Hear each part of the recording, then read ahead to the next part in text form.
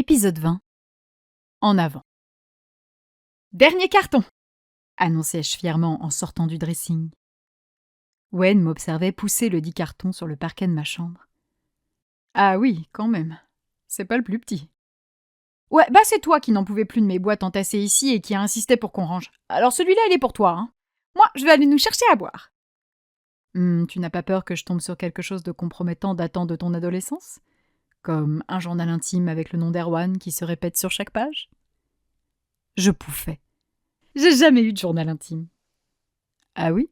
Aucune chance que je retrouve des cahiers avec de honteux Daphné Le Guenec accolés à des petits cœurs gribouillés partout ? C'est mal me connaître. C'était Daphné Dulcet Le Guenec que j'écrivais. Pas envie de me faire renier par ma grand-mère. Il rit en ouvrant les pans du carton. Pour l'instant, je ne vais pas te mentir, cette plongée dans ton passé breton n'a pas été à la hauteur de mes espérances. Pas de livre cochon aux pages cornées, pas de t-shirt Mon Petit Poney ou de pyjama rose à paillettes, ni de photo de toi avec une coupe de cheveux ridicule. En dehors de tes poèmes, il n'y avait rien de bien croustillant. Je plissais les yeux. Wen, s'il te plaît. C'était quoi déjà ? Ah oui. Amour sans détour, mon espoir meurt ce soir. Cœur endolori, douleur sans... Arrête, pitié. J'avais 13 ans, You dessinait déjà super bien. Forcément, je me cherchais un talent. Et puis, t'es dur, ils étaient pas si mal pour une petite de cet âge. C'est vrai, je reconnais qu'ils sont bien mieux que ceux que je composais au même âge. Parce que t'écrivais des poèmes, toi ?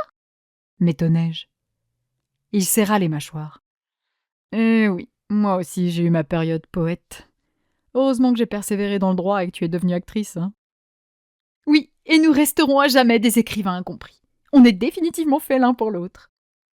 Nous échangeâmes un rapide baiser en riant. Bon, souffla-t-il en retournant au dernier carton. Je mise tout sur celui-ci. Je secouai la tête en le regardant fouiller dans mes livres, cahiers et bibelots d'ado. Wen, tu me connais depuis que j'ai 12 ans. T'as assisté à toute mon adolescence.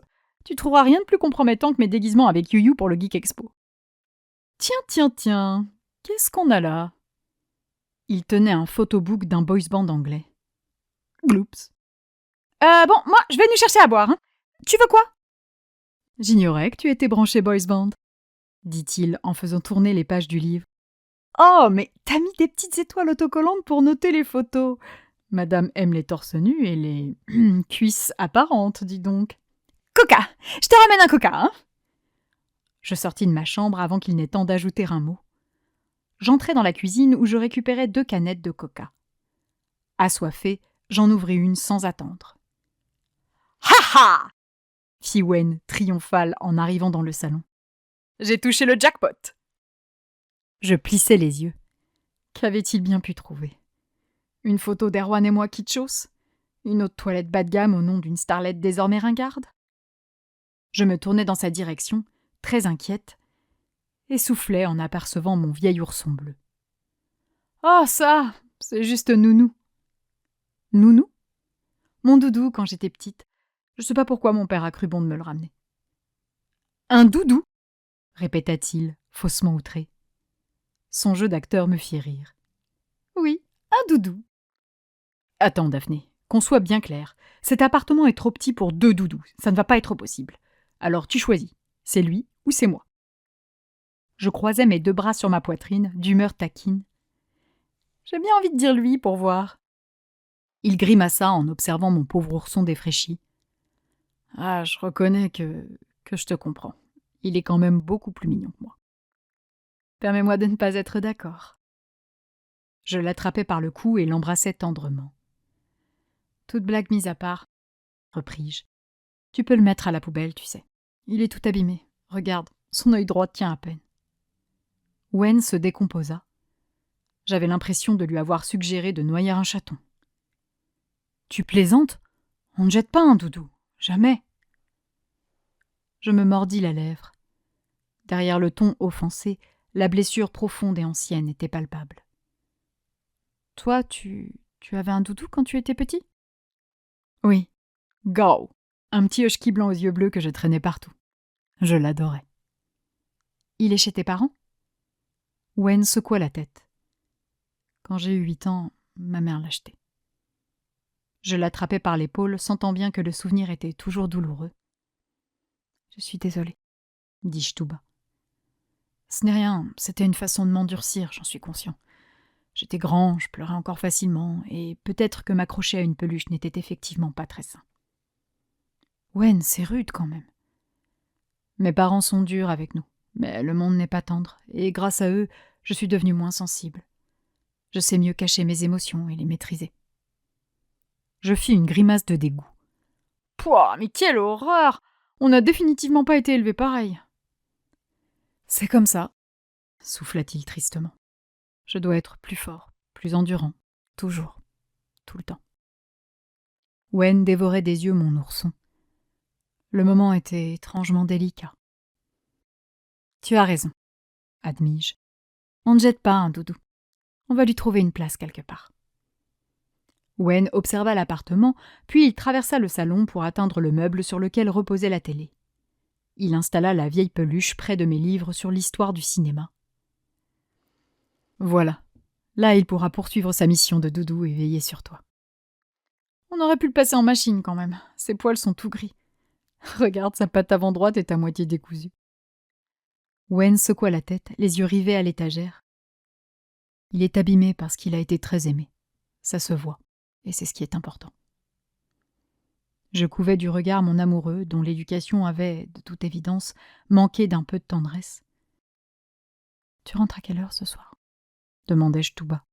« Pas trop tard. » Je ne pus m'empêcher de ricaner. « Mais bien sûr, on est samedi, Wen. T'es même pas censé bosser. » Il m'attrapa par la taille et me ramena contre lui. Je me laissai faire, séduite. Je sais que j'ai été très occupée ces derniers jours, et j'ai envie qu'on se retrouve. Je serai donc là pour 19h au plus tard. C'est vrai que t'as été très absent, reconnus-je avec une moue boudeuse.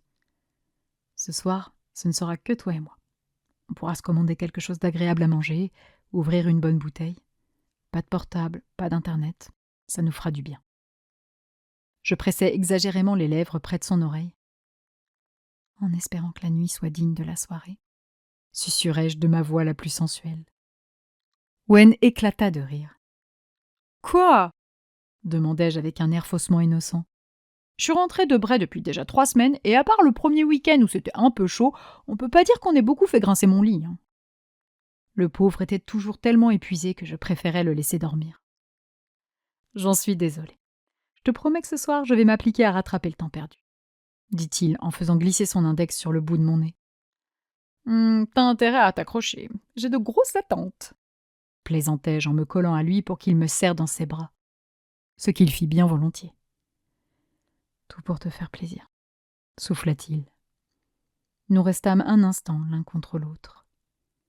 Wen avait pris de mauvaises habitudes pendant mon absence et vivait entièrement pour son travail, m'oubliant parfois un peu. Je n'étais pas désœuvrée. J'avais repris les cours de théâtre et de danse, je lisais des livres sur le cinéma et regardais énormément de films de tout horizon pour élargir ma culture cinématographique. Je guettais les castings et cuisinais beaucoup. La seule chose qui me manquait, c'était plus de moments à deux. Tu sais ce qui me ferait très plaisir ? Il soupira. Oh, je crois savoir. Je me mordis la lèvre, la tête sur son épaule. J'ai envie de dire à Yue que l'homme qui me rend heureuse est son frère. J'ai envie de pouvoir aller en Bretagne et rencontrer officiellement ta famille. Daphné, ce n'est pas le moment. Mais ça va bientôt faire 1 an que je suis allée te retrouver à Shanghai, bougonnai-je en quittant ses bras. On va pas rester dans cette situation encore 1 an, si ? La situation ne dépend pas de nous, mais de... Attends, l'interrompis-je en levant l'index. Proposition. Le week-end prochain, on se fait une expédition bretonne. On passe voir ma famille, qui a oublié mon existence. Isaac doit accaparer tout leur temps, les défendit Wen.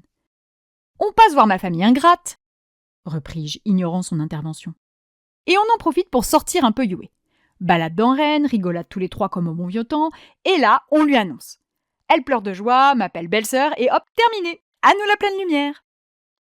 Contre-proposition. On attend que j'obtienne mon CAPA. J'accepte l'offre de Lawrence, on se trouve un petit nid sympa près de Hyde Park, et on lui annonce le tout par téléphone, par mail, voire par une jolie petite lettre affranchie au tarif long. Londres ? m'étonnai-je. Tu voudrais emménager à Londres ? Il haussa les épaules. Vu la tournure que prend ma carrière, ce ne serait pas incohérent. Ça nous rapprocherait quand tu seras en tournage à Bray, et puis c'est un bon compromis entre la France et le reste du monde. Si tu es d'accord, bien évidemment. Autrement, je reste à Paris sans hésiter. Je me mordis la lèvre.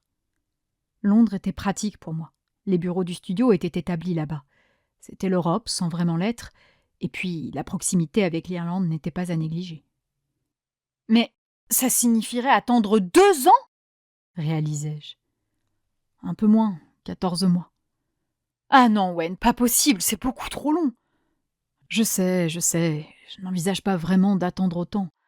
C'est juste que l'idée de mettre la manche entre Yue et moi avant de lui annoncer me plaisait bien.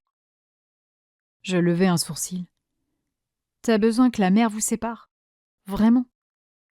Il rit nerveusement. Il faut au moins ça si je veux survivre. Wen, tu dramatises toujours trop. Le mariage de Guillaume a lieu dans moins de 2 mois, et j'aurais vraiment aimé t'y accompagner. Je sais que ça te tenait à cœur d'être ma cavalière, mais le timing est mauvais pour Yue. Je soupirai, résigné. Je reconnais qu'elle m'attriste ces derniers temps. Elle semble complètement blasée. Quand je discute avec elle, elle est sombre et pessimiste. À côté, toi, t'es un héros de Disney. Hey, tu ignorais que j'étais l'optimiste de la famille Gao, hein? Me nargua-t-il avec une pointe de fierté. Ah oui, je m'en serais pas douté, oui. En 8 ans d'amitié, j'ai eu le temps de constater que Yue n'était pas la personne la plus positive du monde. Mais là, je trouve que ça atteint des degrés inquiétants. Elle s'est enfermée dans une petite viterne avec ce boulot qu'elle déteste. Je lui ai conseillé 1000 fois de tout arrêter pour s'inscrire dans une école d'art plastique afin d'au moins essayer de vivre de sa passion. Mais elle est bloquée, elle n'ose pas. Pourtant, je suis prêt à l'aider financièrement. J'ai les moyens désormais. Mais oui, approuvai-je avec enthousiasme. Tu l'avais déjà aidée à constituer son book il y a 2 ans. Qu'en a-t-elle fait? Où en est-elle? Bonne question. Je ne sais même pas si elle l'a complété. Je vais tenter de lui en reparler. Mais elle n'est pas très accessible en ce moment. Elle répond à peine à mes messages. Pareil pour moi. Depuis mon retour d'Irlande, elle est plutôt froide, et dès qu'on échange un peu, ça tourne à l'obsession sur mon mec. D'où l'idée de lui annoncer pour nous deux. En apprenant que c'est toi, ça lui permettrait de passer à autre chose, d'avancer. Wen esquissa un sourire. Je comprends la stratégie. Mais là où tu te trompes, c'est que ça ne lui permettrait pas de passer à autre chose. Au contraire, elle entrerait dans une rage folle et risquerait de faire des bêtises. Tu sous-estimes l'importance que son grand frère prêt à l'aider à payer une école d'art a pour elle. Il déposa un baiser sur mon front. Et toi, tu sous-estimes l'importance que tu as pour elle. Je vais devoir y aller. On se retrouve ici pour 19h? Ça marche. Je vois Alice à 14h. On aura largement fini. Ok. Je croise les doigts pour que la bonne nouvelle en soit vraiment une. Moi aussi. Allez, à ce soir, mon doudou! Wen afficha un sourire satisfait. T'inquiète, nounou. Je prends le relais. Lança-t-il à mon ourson crevé sur mon étagère.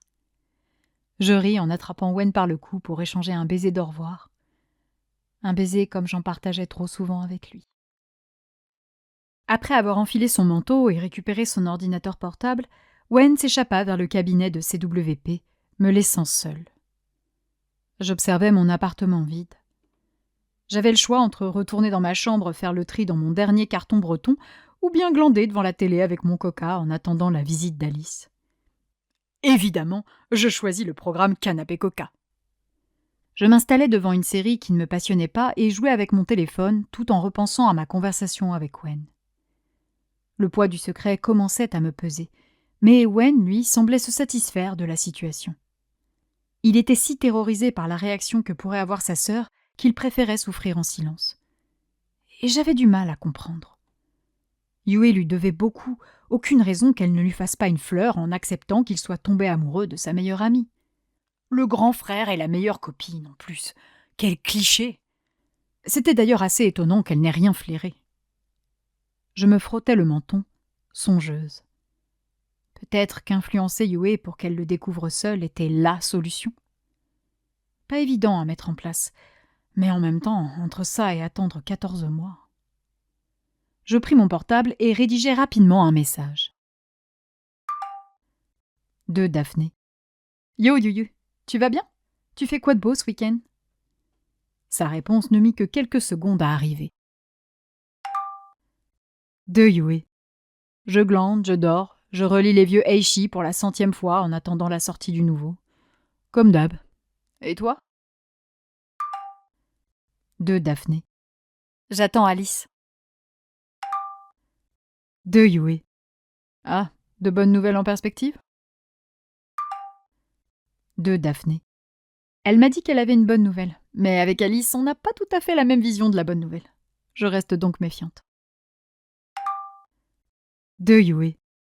Ouais, si c'est encore pour faire la pute à moitié à poil devant un objectif pour une marque de luxe, pas top. Et bing ! Ma meilleure amie, toujours dans la demi-mesure. De Daphné. Yue. De Yue. Il dit rien ton connard quand tu fais ce genre de truc ? Je levai un sourcil. Je n'avais pas posé la question à Wen. Je m'occupais de ma carrière, il s'occupait de la sienne. Point. De Daphné. C'est pas un connard. De Daphné. Et la situation ne s'est pas présentée depuis qu'on est ensemble. De Yue. Ouais, d'ailleurs, faudra qu'on parle 2 minutes de ton mec. Quoi ? Mais c'était inespéré. De Daphné. Tu veux le rencontrer ? Ça y est ? De Yue. Ah, bonne blague. De Yue. Non, mais il y a une rumeur qui circule et j'aimerais savoir si elle est vraie. Qu'est-ce que les fans d'Eishi avaient encore bien pu m'inventer comme vie ? De Daphné. Quel genre de rumeur ? De Yue. On s'appelle après ton rendez-vous avec Alice ? Ok ? De Daphné. Ok. La sonnette retentit. Je me levai d'un bond et allai jusqu'à l'interphone ouvrir à Alice. Je coupai ensuite la télé, puis envoyai un rapide message à Yue pour la prévenir de l'arrivée de mon agent. Un peu anxieuse à l'idée de ce que cette dernière allait m'annoncer, mes mains tremblaient, et mon message fut bourré de fautes de frappe. De Yue. Allez, no stress. T'es à délice. Quoi qu'il arrive, t'as la classe. Ce message me donna le sourire. Ce que j'aimais les membres de cette famille, ce qu'ils comptaient pour moi. C'était dément. On sonna à ma porte, et je fus tellement surprise que je faillis en faire tomber mon portable. Une réaction complètement stupide dans la mesure où je venais d'ouvrir à mon invité 3 minutes plus tôt, mais je ne me contrôlais plus. Je me jetai sur la porte. « Hé, ma grande !» me salua Alice. « Comment tu vas ?» Elle se pencha pour me faire la bise. Habillée d'un tailleur pantalon gris, un large sac Vuitton sur l'épaule et un pashmina bleu turquoise négligemment enroulé autour du cou, elle était d'une élégance folle. « Ça va bien, et toi ?» Je lui fis signe d'entrer dans l'appartement. « Oh, je suis débordée. J'ai de nouveaux poulains dans mon écurie et j'ai piqué 2 stagiaires de chez Epsilon pour en faire des agents. Mais la formation est longue et je dois beaucoup superviser. Bref, tu vois le genre. » « Ah oui, je vois. Tu veux un café ?»« Non, laisse tomber, cocotte. On n'a pas le temps pour tout ça. Allons à l'essentiel. » J'acquiesçais d'un mouvement de tête maîtrisé. Au fond, j'étais ravie qu'elle ne cherche pas à faire durer plus longtemps le suspense. « Je t'en prie, » dis-je en lui désignant mon canapé. Alice se défit de son pashmina en s'asseyant. « Avant de t'annoncer la grande nouvelle, j'ai une question à te poser. » Je m'installai à côté d'elle, les 2 mains sur les genoux, impatiente. « Je t'écoute. » Elle leva le nez pour planter un regard perçant dans le mien. « Ça a été ton tournage irlandais ?» Un frisson me parcourut la colonne vertébrale au souvenir de l'incident avec le chorégraphe. « Oui, ça s'est plutôt bien passé, » mentis-je. 5 pesantes secondes s'écoulèrent avant qu'Alice ne reprenne. « D'accord. Comme je n'avais pas eu de nouvelles, je me demandais. Je m'excuse de ne pas t'avoir appelé, mais je suis débordée avec la création de Wonderland. Il faut vraiment que j'apprenne à déléguer. » Pas de souci. Bon, alors, je vais commencer par Hermès. Ils sont très contents de la campagne. Les retours sont excellents et ils envisagent de la prolonger. Ils m'ont parlé d'un nouveau spot pour Noël de l'année prochaine, dont un exclusif au marché asiatique. Je n'ai pas tout suivi, je me suis contentée de leur dire peut-être et on verra parce qu'elle est très occupée. Quoi ? Bah, je suis pas surchargée non plus. Règle de base, louloute. Toujours répondre que tu es busy, overbooké, full-time job. Ça fait monter les tarifs. Je ris sous la surprise. Ok, je m'en souviendrai. Ensuite, comme je te l'ai dit tout à l'heure au téléphone, j'ai une bonne nouvelle à t'annoncer. Enfin, deux. Une toute petite et une grosse. Je pris une profonde inspiration. On y était. Vas-y, je t'écoute. Alors, t'as été récompensée en tant qu'actrice dans un second rôle pour ta performance dans Aishii 3 The Tower of Conan par les Kids' Choice Awards. Je me plaquai une main sur le cœur et l'autre sur les lèvres. Mon premier prix. Non, c'est pas vrai. Mais c'est fantastique. Alice me fixa par en dessous. Daphné, c'est un prix pourri attribué par une chaîne de télé pour les gosses. Pas de quoi s'emballer. Mais c'est génial de plaire aux enfants. Je suis trop contente. Elle sourit en coin. T'en auras d'autres, des prix. Des vrais, des grands, je te le promets. Mais c'est un grand prix, protestai-je. Et du coup, la toute petite nouvelle, c'est quoi? Alice éclata de rire. Non, bichette, la toute petite nouvelle, c'est celle-ci. La vraie bonne nouvelle, c'est que le film de ton ami Sawyer est sur les rails et qu'ils sont plus que jamais intéressés par t'intégrer au casting. Je me plaquai les deux mains sur le cœur, cette fois. Attends, Alice, t'es en train de me dire que j'ai un rôle dans un autre film? Ça y est? J'en avais tellement rêvé. J'avais tant angoissé pour mon avenir dans le milieu que j'osais à peine y croire. Alice approuva d'un petit coup de menton. Oui, c'est de la petite production, hein. Budget très modeste, 1,5 million d'euros. Mais ça te permettra d'avancer et de te faire une réputation dans le cinéma français qui fonctionne en cercle fermé. Ça, j'ai remarqué. D'ailleurs, on n'a eu aucune proposition hormis celle de Sawyer. Non, aucune. Par contre, elle leva le nez pour planter ses yeux dans les miens. Tu peux arrêter de me mentir et m'expliquer ce qui s'est passé sur Aishii, s'il te plaît? Je me crispai. On t'en a parlé. Disons qu'il y a eu un ou deux directeurs de casting qui m'ont rapporté que t'avais tapé un scandale en plein tournage. Je me suis sentie bien con sur le coup. Je soufflais, un peu honteuse. Écoute, le chorégraphe a abusé de gamine et me tripotait régulièrement les fesses. J'ai bien essayé d'en parler à la production, mais ils ont complètement minimisé les faits. Du coup, je l'ai ouverte. Alice ne réagit pas, absorbée par ses pensées. Elle allait hurler, et je pouvais comprendre. Elle travaillait d'arrache-pied pour m'offrir la plus belle des carrières quand je venais tout gâcher avec mes convictions. Je ne renierais plus celle-ci, je me l'étais promis à moi et à Mathilda, mais je pouvais envisager que mon agent n'approuve pas. T'es en colère? Osais-je timidement demander après une longue minute de silence. Franchement, un peu oui. Je baissai les épaules. Je suis désolée, Alice, mais c'était trop, je pouvais pas rester sans agir. Mathilda n'était pas en état de... Non, il y a méprise, là, m'interrompit mon agent. Je suis en colère parce que tu ne m'as pas prévenu. Ah? Elle planta son regard sévère dans le mien. Je suis là pour t'aider et te protéger, Daphné. Pas seulement tes intérêts, mais également ton intégrité physique et psychologique. Quand il t'arrive quoi que ce soit sur un plateau, ton premier réflexe, ça doit être de m'appeler moi. Avant Monsieur Wen, avant ton père, tu m'appelles moi. J'y ai pas pensé, reconnus-je penaude. Ça s'est fait comme ça, j'ai rien prémédité, et je croyais que... Tu n'es pas seule sur un tournage, tonna-t-elle. Ne pense jamais ainsi, tu entends? Jamais. Je suis toujours là, en embuscade. Et si on doit aller au contact, c'est moi qui m'y colle. Compris? Compris, répondis-je sans réfléchir. Je n'avais jamais vu Alice aussi énervée. Faire chier le studio, c'est mon boulot, pas le tien, ok? Ok. Et promets-moi de me tenir informé de ce qui se passe sur tes tournages. Moi, je m'engage à t'appeler plus régulièrement quand tu seras sur place.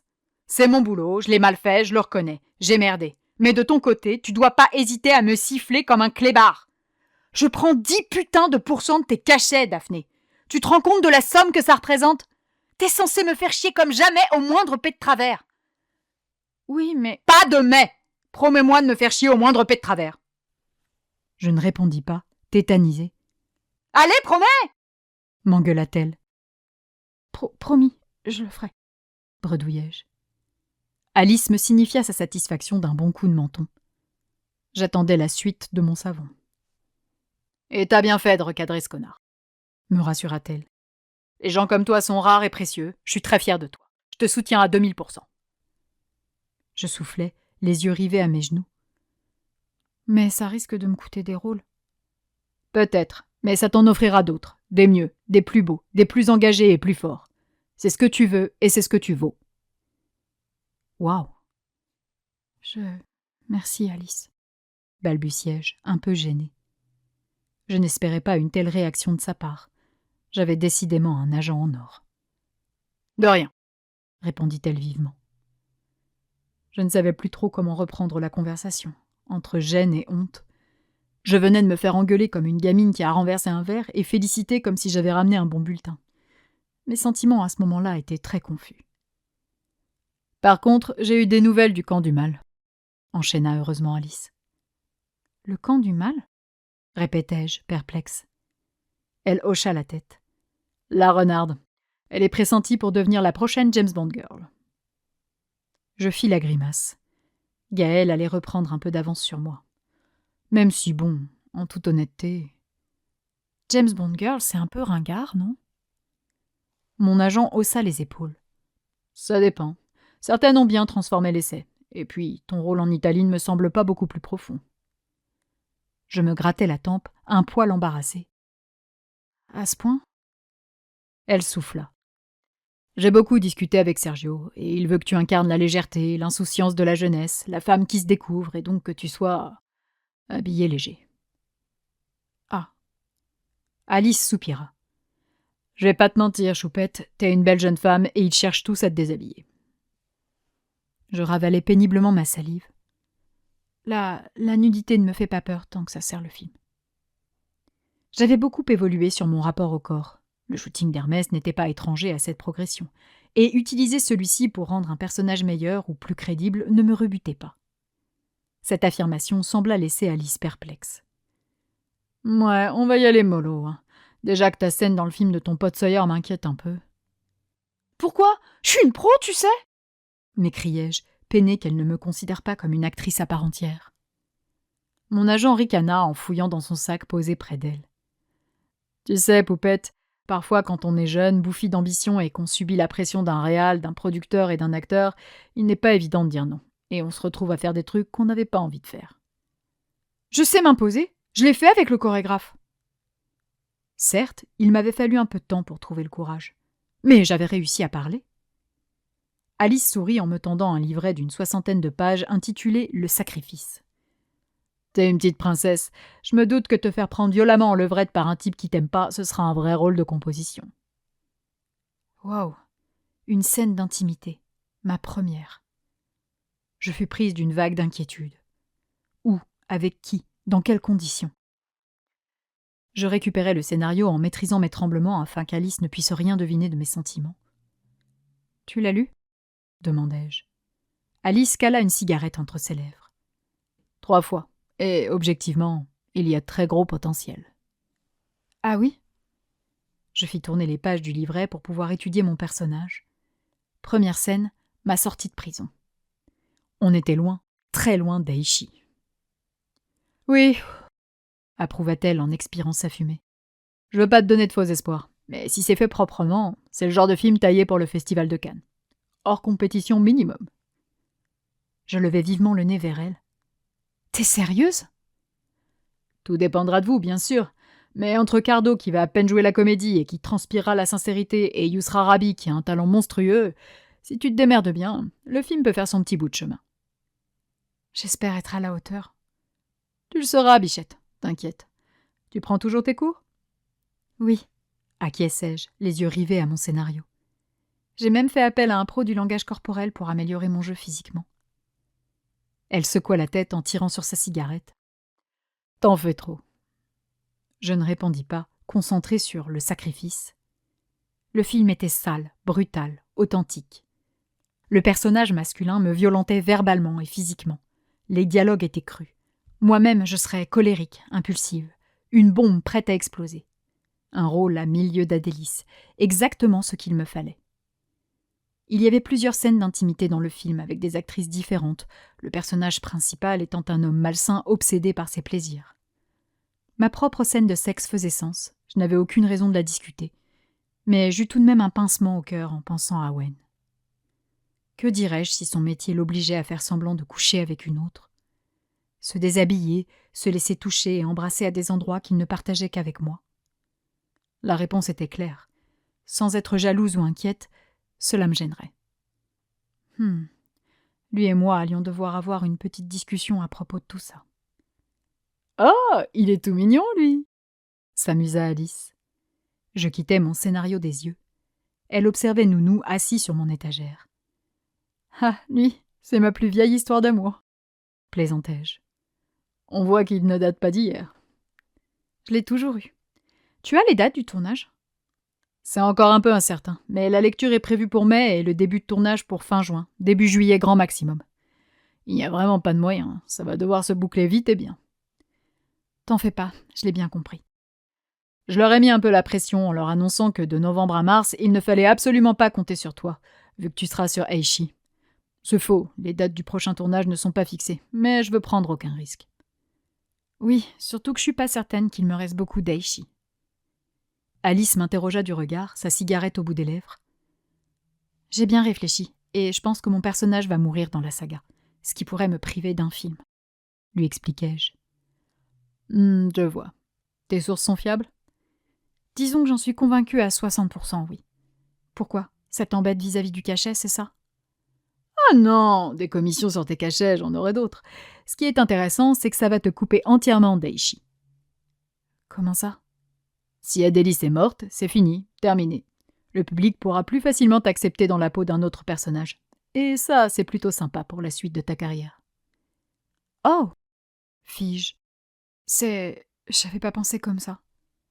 Je te souhaite évidemment d'engranger un maximum d'argent sur Aichi et de faire le plus de films de cette saga possible. Mais disons que ne crains pas la mort de ton personnage. Au contraire. Je haussai une épaule. De toute façon, pour le moment, j'ai aucune certitude. Il faut attendre la sortie du prochain livre. Je m'inquiéterai plus tard. Pour l'instant, j'aimerais que tu me parles un peu du sacrifice. Ce sera tourné où et avec qui ? Dis-moi tout ce que tu sais.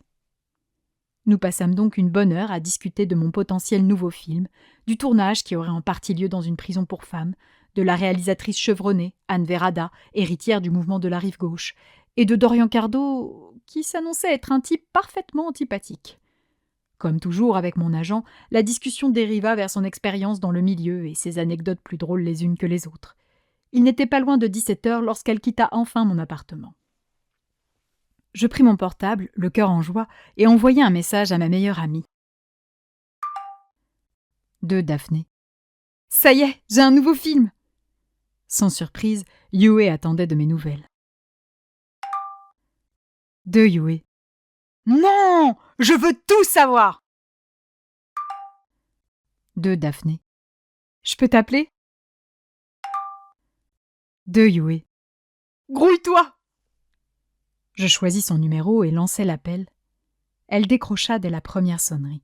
« Raconte ! C'est le film de Sawyer, c'est ça ?» Son enthousiasme me fit rire. « Oui, c'est ça. »« Oh putain, trop génial ! Je veux tout savoir. Le rôle est comment ? T'as enfin un scénario ? Tu penses que ça peut cartonner au box-office ou… » Alors, oui, j'ai eu un scénario et non, je pense pas que ça puisse cartonner. Tu sais, en France, en dehors de la comédie, c'est compliqué. Et là, c'est un drame social profond. Je vois, le genre prix académique, exception culturelle française et tout le tout-team. Mais ça doit être super intéressant. Absolument. Alice y croit beaucoup et elle pense même qu'il a le potentiel pour des prix. Elle m'a parlé de Cannes hors compétition ! Piaillai-je en ayant du mal à dissimuler mon excitation à l'idée de monter les fameuses marches. Non ! Cannes ! Mais ce serait fou ! Bon, il faut que le film soit bon, et quelques scènes m'inquiètent un peu. Notamment la scène de fesses avec Dorian qui a quand même une réputation de type pas très sympa. Mais je vais tout faire pour que ça se passe bien. Oh, je te fais confiance, je suis certaine que tu vas gérer. Ça sera ta première scène de cul, du coup. Ouais, enfin, scène de cul, c'est vite dit, hein. De ce que j'ai vu du scénario, elle donne pas trop son avis. Tu veux dire que c'est un viol ? Je serrai les mâchoires. Disons qu'il la baise plus qu'il ne lui fait l'amour. Mais c'est pas moi qui ai les pires scènes. Ah ouais ?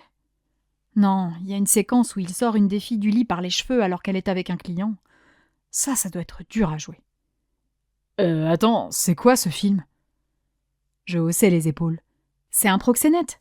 Certes, c'est un peu caricatural, mais il faut parfois grossir le trait pour mieux dénoncer. Et je pense que c'est ce qu'a cherché à faire le scénariste. Pff, tu parles. C'est juste encore un vieux porc qui a décidé de projeter ses fantasmes dégueulasses à l'écran, oui. Le film reste très fort. C'est dommage que les producteurs n'y croient pas plus que ça. On n'a pas beaucoup de budget. Si j'accepte le rôle, j'aurai que 40 000 € de cachet. Yue éclata d'un rire franc. Quoi ? M'étonnai-je. Ah non, mais c'est officiel, hein, on vit plus sur la même planète. 40 000 € Daphné, c'est beaucoup d'argent. Je sais, Yuyu, rassure-toi. C'est juste que dans le milieu du cinéma, c'est peu. Puis en contrepartie, on m'en demande beaucoup. Ah, je reconnais que faire semblant de me faire baiser par un mec face caméra, je pourrais pas. Même pour 40 000 balles. Et il en dit quoi, ton mec, de tout ça ? Je serrai les mâchoires. Il est pas encore au courant, il travaille aujourd'hui. Il bosse tout le temps, ton abruti. Il fait quoi dans la vie ? Je me mordis la lèvre. Il est dans la finance. Mon cœur battait incroyablement vite. Laissez des indices pour qu'elle comprenne seule. Ah ouais ? Vous vous êtes rencontrés comment ? Grâce... Allez, Daphné, lance-toi. À toi. Grâce à toi. Cléa. C'était une connaissance de Cléa. Me dégonflai-je lamentablement. Pourquoi était-ce aussi difficile de lui avouer la vérité, bon sang ?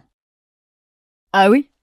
Par contre, si tu veux le préserver, tu devrais être plus discrète avec lui. Je fus prise d'un vertige. Comment ça ? Bah, il y a une rumeur sur les pages de fans. Enfin, une rumeur. Disons plutôt un détail qui circule. Quoi ? Quel détail ? M'affolai-je.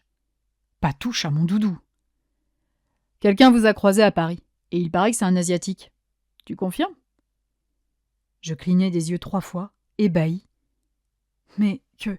Où ? Quand ? Comment ? Avec Wen, nous avions dû sortir 2 fois ensemble, et dans la plus stricte chasteté, 2 bons potes se promenant dans Paris. Pourtant, malgré nos précautions, malgré tous nos efforts, les rumeurs couraient quand même. C'est... Oui, il est... C'est vrai, en effet. Ok. Bah, c'est cool, ça. Pourquoi tu me l'as pas dit ? Parce qu'on s'en fiche un peu, non ? Ah, pour moi, ça compte, Daphné. Ça compte énormément.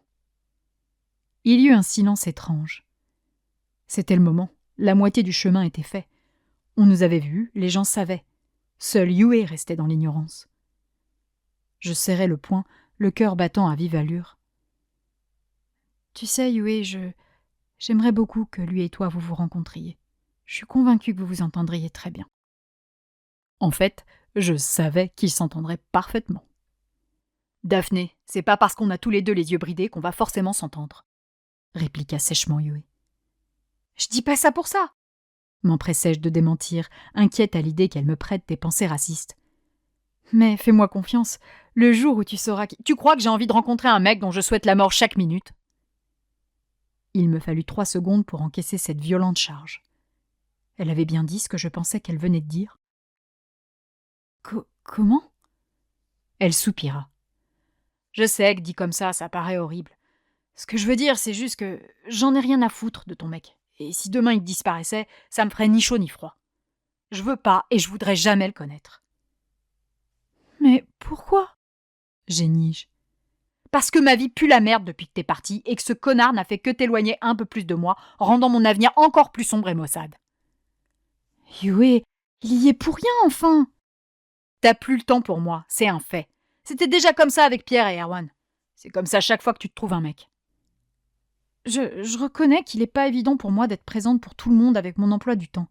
Mais sache que tu fais partie de mes priorités. Yue s'esclaffa. À d'autres, Daphné. Il passera toujours avant moi et c'est logique. C'est ton mec, celui qui te grimpe dessus, celui avec lequel tu passes tes soirées, celui avec lequel tu fais des projets. Elle s'arrêta une seconde pour souffler. Jamais je rivaliserai. Elle semblait si triste à cette idée. C'est pas sa faute si toi et moi nous sommes éloignés ces dernières années. Je suis la seule responsable. C'est à moi de prendre soin de notre amitié. Sauf quand il est dans tes pattes en permanence. Là, t'y peux rien. Parce que j'ai bien compris que depuis que t'es rentré à Paris, il te colle comme un bigorneau à un rocher. Hein. Non, enfin, c'est juste qu'il est pas très disponible et que j'essaie de m'adapter à son emploi du temps. Reconnus-je. Voilà, il fait de lui ta priorité. Donc viens pas me jouer de la flûte avec des « c'est ma faute » et me reproche pas d'avoir envie qu'il n'existe pas. Yue, tu ne peux pas... Bon, on a trop parlé de ton mec, ça me gonfle, m'interrompit-elle. Repartons sur le film. Comment il s'appelle déjà ? Je soufflais, soulagée de l'entendre changer de sujet, mais au fond de moi, L'inquiétude était bien présente. Je partageais soudain les angoisses d'Owen.